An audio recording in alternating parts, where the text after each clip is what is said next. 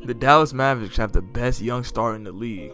In the past 2 seasons, Luka Doncic has been averaging 29, 9, and 9, and even this year, he's jumped a lot in efficiency, with a 59 true shooting percentage and 48% from the field. Out of all things that the Mavericks are doing, it's not the problem with Luka Doncic. Luka Doncic is never going to be a negative in his career, but there is basically a problem on every other part of the roster.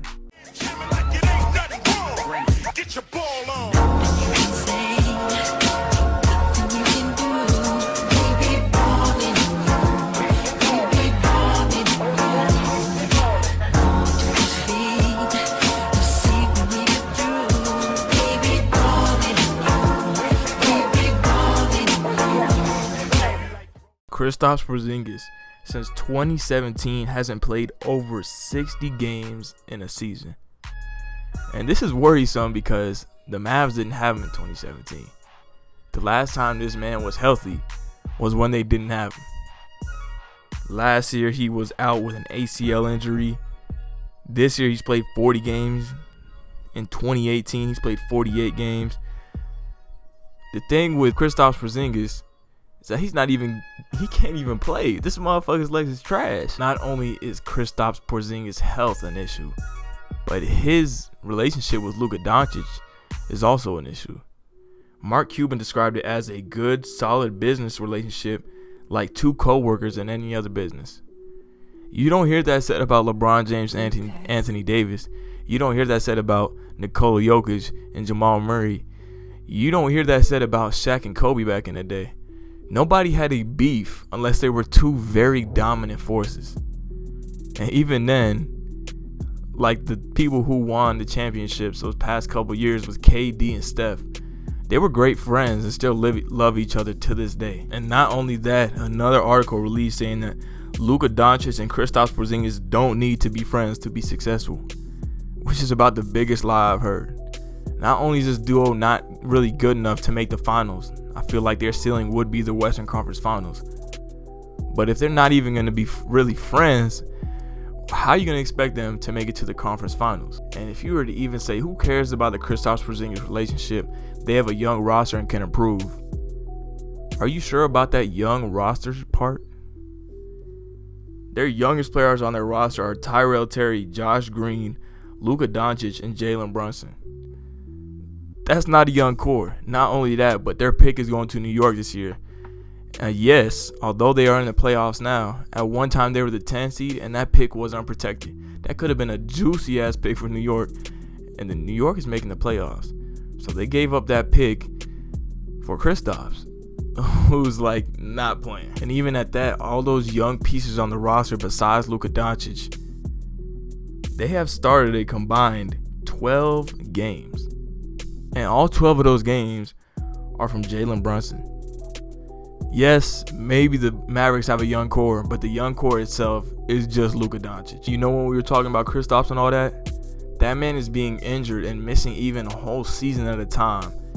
And he signed a 5-year, $158 million extension. They are paying this man big money to sit on the bench. No disrespect to Kristaps, but what good is Kristaps if he can't play? So what they're going to have to do is trade Kristaps. And they kind of have to do it ASAP before his value goes even farther down. Why they need to do this is because we saw when they had a top 5 power forward of all time on their team, Dirk Nowitzki.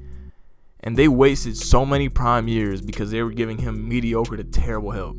You cannot be doing that with Luka Doncic and expecting him to stay all those damn years. Because frankly enough, this ain't the 90s and early 2000s anymore. People are not going to be loyal.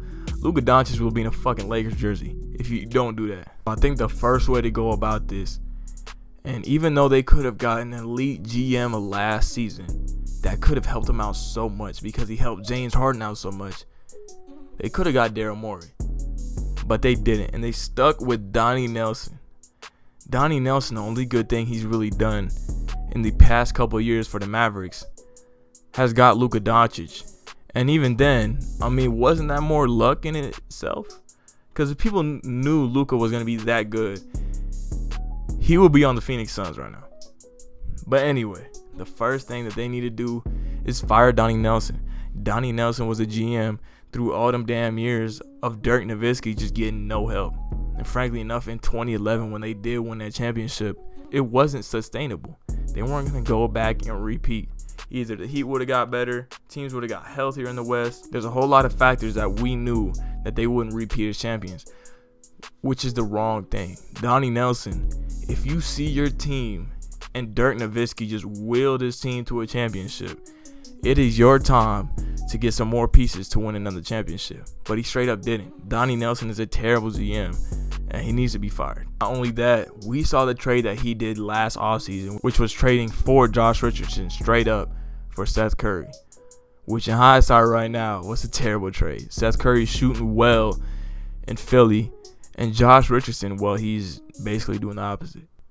Now, not only was that a bad trade, but if you just look at the depth around Luka Doncic, what's really good about it? Tim Hardaway Jr. is a very streaky scorer. Josh Green, he don't play minutes, so even though he's young and might have potential, he don't play minutes, so it don't matter.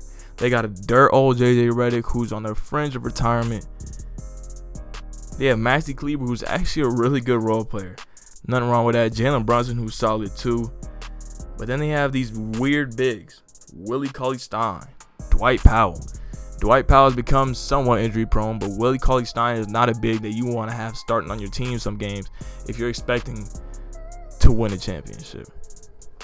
Trey Burke, another streaky scorer. I don't know what it is with the Mavs and just wanting streaky scorers, but why can't they just trade for somebody better? It's because they're in a competent-ass organization with Donnie Nelson being their GM. They need to get him the fuck out of there. Now, the only thing that the Mavericks have on their side right now is time. The Dallas Mavericks, even though their organization is pretty poorly run to try and get Luka some help right now, they do have like a good another 4 to 5 years with him. And that's all you can ask for when you have the best young talent in the league. And yet they still have a concerning future with the best young player in the league.